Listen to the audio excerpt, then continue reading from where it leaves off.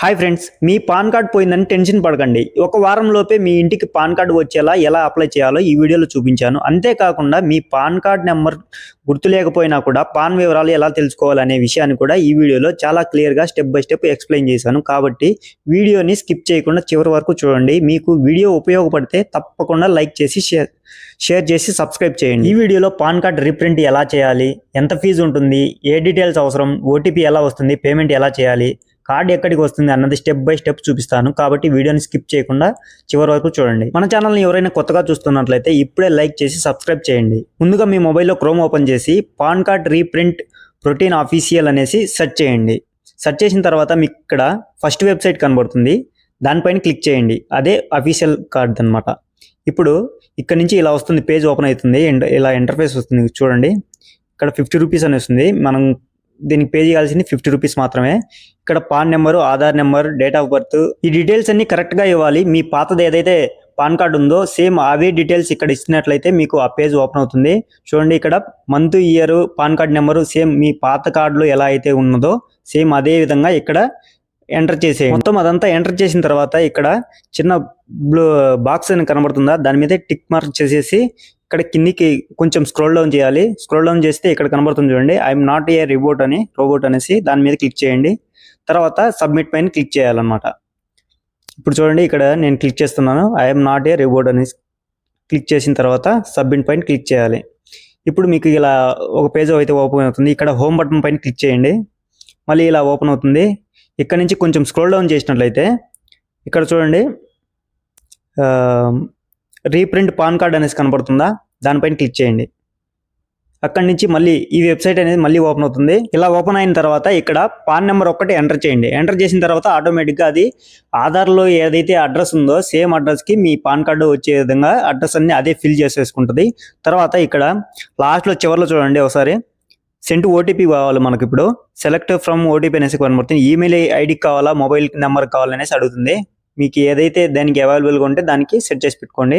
నా mobile number కొట్టాను. ఇప్పుడు జనరేట్ ఓటీపీ కొడితే ఇప్పుడు మనకి ఒక ఓటీపీ వస్తుంది. ఆ ఓటీపీ ఇక్కడ ఎంటర్ చేయాలి. ఎంటర్ చేసిన తర్వాత వ్యాలిడిటీ అనేసి కనబడుతుంది చూడండి, దానిపైన క్లిక్ చేయాలన్నమాట. ఇప్పుడు చేస్తాను చూడండి, ఓటీపీ ఎంటర్ చేశాను. ఇప్పుడు వ్యాలిడిటీ మీద క్లిక్ చేయాలి. దాని మీద క్లిక్ చేసిన తర్వాత ఇప్పుడు మళ్ళీ మీకు ఈ పేజ్ అనేది ఓపెన్ అవుతుంది. ఇక్కడ పేమెంట్ ఆప్షన్ ఇది లాస్ట్ అనమాట. ఇక్కడ నుంచి ఇలా ఓపెన్ చేసిన తర్వాత మీకు పేమెంట్ ఆప్షన్స్ అనేది కనబడుతుంది చూడండి. ఇదిగోండి 50 రూపీస్ అనేసి కనబడుతుంది.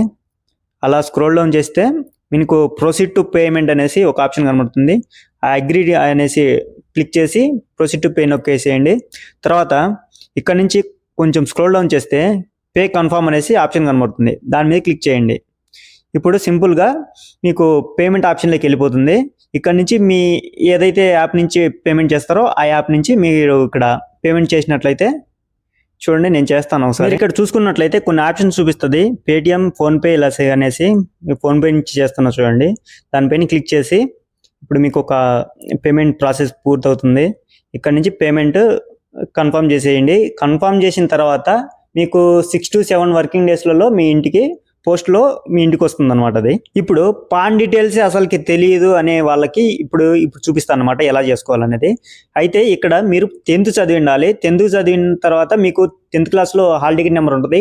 హాల్ టికెట్ నెంబర్ తెలిసి ఉండాలి, ఇయర్ ఆఫ్ పాసింగ్ అవన్నీ తెలిసి ఉండాలన్నమాట. ఇప్పుడు ఎలా చేసుకోవాలని చూద్దాం. ఆ క్రోమ్ బ్రౌజర్లోనే ఇక్కడ ఇలా సెర్చ్ చేయండి, ఈజీ లాకర్ అని సెర్చ్ చేయండి. ఇక్కడ ఇలా వస్తుంది అనమాట ఇంటర్ఫేస్. ఇలా వచ్చిన తర్వాత మీ మొబైల్ నెంబర్తో ఎంటర్ చేయకండి. కొంచెం స్క్రోల్ డౌన్ చేసిన తర్వాత ఇక్కడ చూడండి, లాస్ట్లో ట్రై ఆధార్ విఐడి అనేసి కనబడుతుంది. దాని మీద క్లిక్ చేసి ఇక్కడ మీ ఆధార్ నెంబర్తో లాగిన్ అవ్వండి. మీ ఆధార్ నెంబర్ ఇచ్చిన తర్వాత ఇక్కడ సెక్యూరిటీ పిన్ ఎంటర్ చేయమంటుంది. మీ సెక్యూరిటీ పిన్ తెలియకపోతే అక్కడ ఫర్గొట్ కొట్టేసి న్యూ పిన్ జనరేట్ చేసుకుని తర్వాత లాగిన్ అవ్వండి. ఇక్కడ ఓపెన్ అయిన తర్వాత ఇక్కడ ఓటీపీ అని అడుగుతుంది. ఓటీపీ మీద క్లిక్ చేసుకోండి. టాప్ అప్ మీద కాకుండా ఓటీపీ మీద క్లిక్ చేసి కంటిన్యూ మీద క్లిక్ చేయండి. తర్వాత ఇక్కడ మీ ఆధార్ నెంబర్, మొబైల్ నెంబర్కి ఏదైతే లింక్ అయి ఉంటుందో దానికి ఒక ఓటీపీ వస్తుంది. ఆ ఓటీపీని ఎంటర్ చేసి వెరిఫై మీద క్లిక్ చేయండి. తర్వాత ఇలా ఓపెన్ అవుతుంది అన్నమాట. ఇక్కడ ఇలా ఓపెన్ అయిన తర్వాత మీకు ఇక్కడ చూసుకోవచ్చు, మీ ఆధార్ నెంబర్తో ఏదైనా ప్రతి ఒక్క డాక్యుమెంట్స్ ఇక్కడ సేవ్ అయి ఉంటాయి. ఇక్కడ 3 లైన్స్ మీద క్లిక్ చేసి సర్చ్ డాక్యుమెంట్స్ మీద క్లిక్ చేయండి. ఇక్కడ ఆంధ్రప్రదేశ్ అని కనబడుతుందా, దాని మీద క్లిక్ చేయండి. తెలంగాణ సెర్చ్ చేయండి. ఆంధ్రప్రదేశ్ సెర్చ్ చేయండి. ఇక్కడ బోర్డ్ ఆఫ్ సెకండరీ ఎడ్యుకేషన్ అనేసి ఆంధ్రప్రదేశ్ అని సెర్చ్ చేయాలి.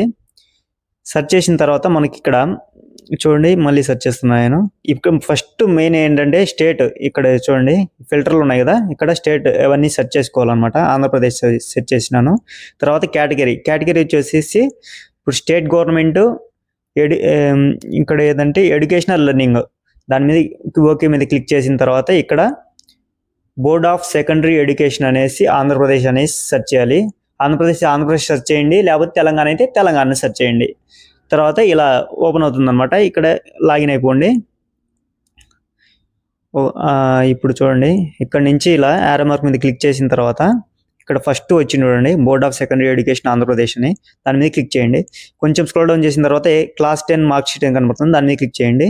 ఇక్కడ మీ 10th క్లాస్ రోల్ నెంబర్, అదే హాల్ టికెట్ నెంబర్ ఏదైతే ఉందో దాన్ని ఇక్కడ ఎంటర్ చేయండి. తర్వాత ఇక్కడ ఇయర్, ఏ ఇయర్లో పాస్ అయ్యారో ఆ ఇయర్ ఇక్కడ ఇచ్చేసేయండి.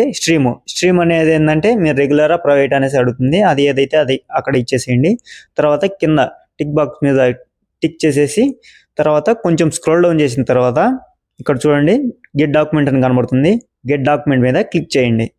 ఇప్పుడు కొంచెంసేపు అదే ఒక 10 seconds మీద లోడింగ్ అవుతుంది. తర్వాత మీ డాక్యుమెంట్స్ అనేసి వచ్చేస్తాయి. చూడండి fetching documents go to issued documents, దాని మీద క్లిక్ చేసిన తర్వాత ఇక్కడ చూడండి ఆధార్ కార్డు వచ్చింది, పాన్ కార్డు వచ్చింది, క్లాస్ 10 మార్క్ షీట్, అలా మీకు ఏదైతే డాక్యుమెంట్స్ ఉన్నాయో అన్నీ సేవ్ అయింటే ఇక్కడ నుంచి డౌన్లోడ్ చేసుకోవచ్చు అనమాట. ఇప్పుడు పాన్ కార్డ్ మీద క్లిక్ చేసి ఇక్కడ చూడండి నా పాన్ కార్డ్ డీటెయిల్స్ అన్నీ క్లియర్గా వచ్చేసాయి. ఇక్కడ నుంచి మీ PAN card number, date of birth ఏ విధంగా ఉన్నాయన్నీ ఇక్కడ నుంచి క్లియర్గా తెలుసుకోవచ్చు. ఈ వీడియో మీకు ఉపయోగపడితే ఒక లైక్ చేసి సబ్స్క్రైబ్ చేయండి మామ. ఇలాంటి పాన్ కార్డ్, ఆధార్, ఐటీఆర్ మరియు గవర్నమెంట్ ఆన్లైన్ సర్వీస్ గురించి ఈజీగా తెలుగులో తెలుసుకోవాలంటే మన ఛానల్ని ఇప్పుడే సబ్స్క్రైబ్ చేసుకోండి. మీకు పాన్ కార్డ్ గురించి ఏదైనా డౌట్ ఉంటే కామెంట్లో అడగండి, నాకు తెలిసినంత వరకు క్లియర్గా ఎక్స్ప్లెయిన్ చేస్తాను. మరో యూస్ఫుల్ వీడియోతో మళ్ళీ కలుద్దాం. అప్పటి వరకు టేక్ కేర్, బై బాయ్.